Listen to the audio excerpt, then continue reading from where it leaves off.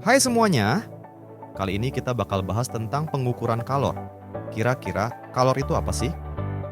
Dan alat apa saja yang digunakan dalam pengukuran kalor? Yuk, simak penjelasan berikut.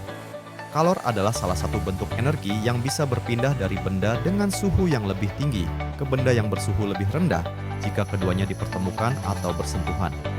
Dua benda yang memiliki suhu yang berbeda ketika dipertemukan, maka akan muncul kalor yang mengalir atau berpindah.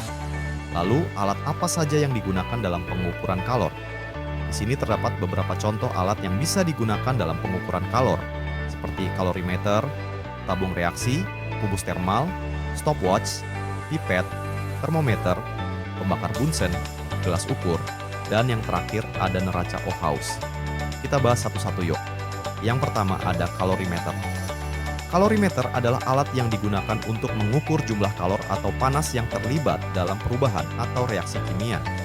Kalorimeter bekerja dengan cara menjebak panas yang masuk atau keluar dari sistem, sehingga semua kalor yang dibebaskan oleh reaksi tidak terbuang keluar. Yang kedua, ada tabung reaksi. Tabung reaksi merupakan peralatan laboratorium yang sangat penting dalam ilmu biologi, kimia, dan kedokteran. Secara umum, tabung reaksi digunakan untuk mencampur bahan kimia, menampung cairan, memanaskan cairan, menumbuhkan bakteri, dan mengumpulkan atau menyimpan cairan tubuh, seperti darah. Yang ketiga, ada kubus termal.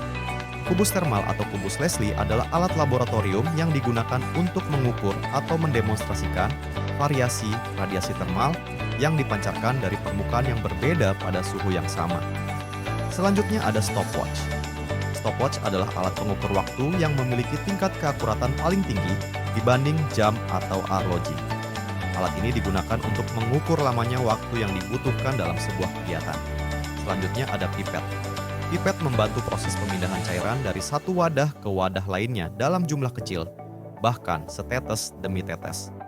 Pipet memiliki beberapa jenis loh, di antaranya pipet volumetrik, pipet Mohr, pipet dropper, pipet Ostwald-Volin, pipet buret, dan yang terakhir ada pipet ampul.